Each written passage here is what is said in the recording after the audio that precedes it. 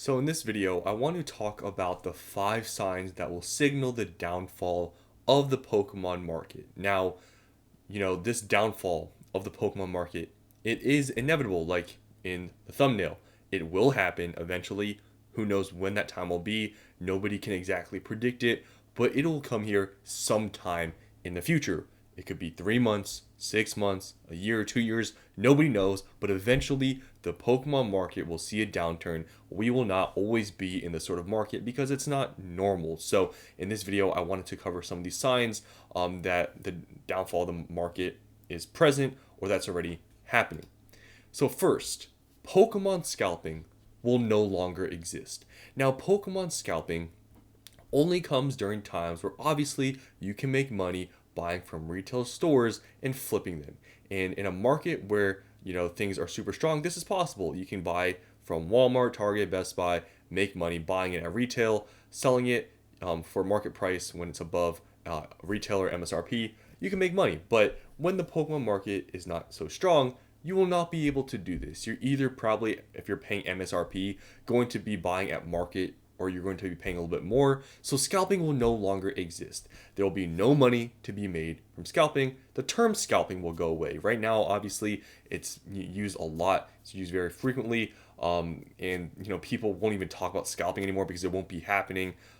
People won't be waiting in lines, for drops that to happen. GameStop, they have these drops that happen. We've seen people literally wait 24 hours for some of these drops, literally to get a few ETBs. People waiting outside stores before a set releases. You're not going to see that when the market sees a downturn.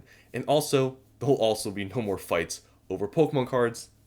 In this picture, this person, I guess they're doing something with, I remember seeing this, they're fighting over something with the vending machine. And also people have fought at Costco's. So there'll be no more of that drama because there won't be any money to be made and people won't fight over Pokemon cards.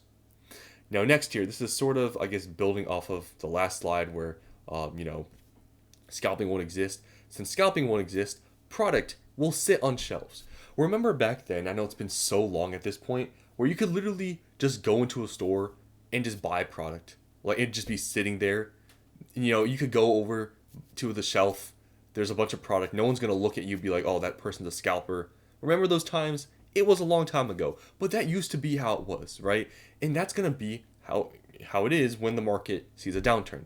They're just going to sit on shelves because no one, if they can't make money, they're going to sit there. And yeah, there still will be people buying Pokemon products on these shelves when the market sees a downturn, but they're not going to be cleaned out if the product at market price is MSRP or below. They'll just sit there.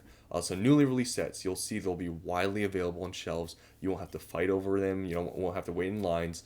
And also a big thing is that these paid Discord notification services for drops, they're going to go away because once product is sitting on shelves and we get to that point in the market, these drops you see online won't mean anything because obviously all the drops you see online are for, if anything, MSRP or near MSRP. And once that goes away and MSRP isn't talked about, the Discord notification services, whatever those are, I've talked about them before. Those people have made a lot of money during this time, right? With the Discord notification things, I've never purchased a single one myself. I know, some people out there have, and for some people it's worked great. But these Discord notification services, they will go away, and whatever business they had during this market, it'll vanish once product is widely available on these shelves. Thirdly here, Pokemon Center queues will no longer exist. So, whenever a new thing drops, a restock or whatever, you have to wait in a queue. Sometimes you're like millions of people, are in front of you. That will no longer be a thing. Same thing with like Best Buy, Target, all these other places that may have queues on their websites. They won't even be there because they'll just be widely available. And Pokemon product buy limits will go away. Now, some stores are putting them at like guest services. Some places you're only allowed to buy 1 or 2 or 3 products. That'll all go away once the scalping goes away, and people don't buy out the whole store. There won't be no limit. So you could, if you wanted to, theoretically, you could buy everything and no one's going to really care because you're probably paying market price or more than that buying at the shelf. So no one's going to care or look at you that if you buy like 4 ETBs, they're not going to look at you strange because at this time, nobody's going to really care. Now, next here, the term MSRP will no longer be used. So, obviously, right now, MSRP is being used because, retail stores are all getting cleaned out, and that's MSRP. But the term MSRP really never gets brought up during weak markets. And if you've been here since at least like the beginning of Scarlet and Violet, you probably know what I mean, right? MSRP during a weak market, it doesn't get talked about, right? Because usually in a normal or weak Pokemon market, usually the market price is under MSRP. So there's no even reason to bring it up. And the only reason and the only way it has really ever gotten brought up in the past, other than obviously in super strong like hype markets like now, they only get brought up if the market price is above MSRP and the product is still available on the Pokemon Center website. For example, back in Sword and Shield, when booster boxes would get close to MSRP pricing and then it'd just go above it, people would then be like, hey, I can buy from the Pokemon Center website and save a little bit of money and it's under market price. Let's say a booster box goes to, at this point, let's say it goes to like 170 or 180, right?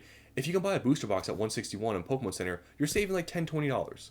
And if you can buy 6, right, before you were able to buy 6, sometimes they would send sealed cases. So this used to be brought up when that would happen, but obviously in this market, all booster boxes have been well above MSRP, and therefore I guess then the MSRP talk gets brought up, but previously it only get brought up once the market price reaches MSRP or above.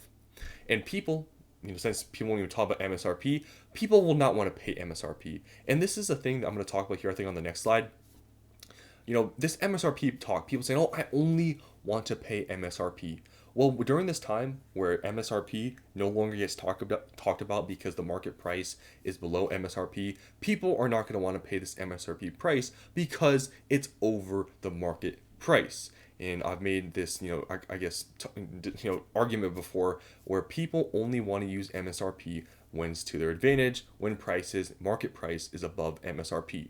But once market price is below MSRP, people don't want to pay it, obviously because then you're overpaying what the market is. And that's where the argument comes with market price and MSRP, but that's a whole nother story.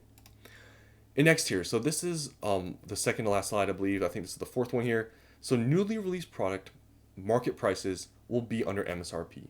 So when the market price is below MSRP, nobody talks about it, so kind of what I said.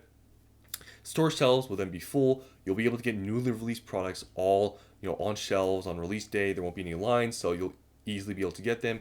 And this big part I wanted to talk about because it will be interesting to see once this market sees a downturn. Will LCSs, local card stores, that only charged MSRP for hype sets, remember those stores that were getting shouted out by all these people, hailed up to be this super great store for prismatic, Destin rivals, will they still get customers to pay MSRP during this time? When products, newly released sets, when they're under MSRP, will they still have customers paying MSRP since they helped them out during the times of hype, where Prismatic Evolutions is triple MSRP out the gate, Destin Rivals is like 1.5 times MSRP out the gate? Will their customers be there for them because they helped them during that time when things were hyped up and double or triple MSRP? Or will those customers just go to the next cheapest store? We're gonna see if that happens or not. These stores we saw that were only charging MSRP, being the heroes of the whole community, will their customers that they helped still pay MSRP when the market goes down and market price is no longer MSRP and it's below that? It will be interesting to see because definitely those stores that only sold at MSRP, they did that as a marketing technique, and maybe they were for the community, but definitely they did that partially to hopefully get those customers coming back there when the market sees a downturn. But it will be interesting to see if that really does happen. Now lastly here, Pokemon investing channel views will decline, including me. My channel obviously during this time has benefited because this whole Pokemon market is crazy, but once this Pokemon market goes down, my channel will see probably some substantial view declines. So as the Pokemon hype declines, so will the gains. You're not going to see these prices skyrocketing. You're not going to see all this drama, all this box only came out a month ago and it's up like 50%. You're not going to see that anymore. So once the gains go down, the Pokemon, hype declines, less people are going to view these channels. So, less content for Pokemon investing channels. So I can't talk about the Pokemon fights, the drama that happens in this investing space, MSRP, reprints. That's not going to be really talked about as much during a not hyped market. So there's going to be less content for investing channels. So therefore views will decline. And also just less money in general in Pokemon means less views. When booster boxes were like $100, this Pokemon space, the investing space, it was here, right? People were watching, these channels, but it wasn't like now, right? Where things are more controversial with prices and what to buy. Because if every booster box is $100, I mean, there really isn't much to talk about. You could say, oh, just buy all of them, right? Because they're all $100 near wholesale. If they're wholesale, just buy it, right?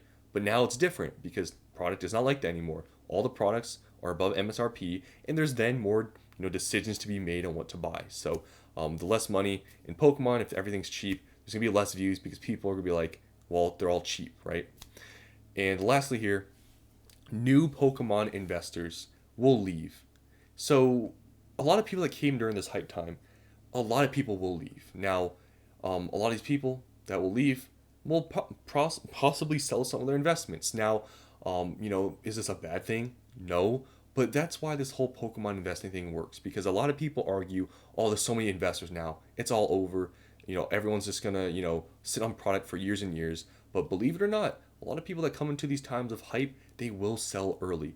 And a lot of these people that when the market goes down, there's no longer any drama or they don't have something that's scarce, they will get bored of it and they'll probably sell. Now, there will be some people that will stay here during, I guess after the, whole market cools off. But a lot of people that have started buying and investing because now things are pretty crazy. Once booster boxes come out under MSRP and all products come out under MSRP, and maybe we see booster boxes get in the low hundreds again, a lot of these investors will probably leave.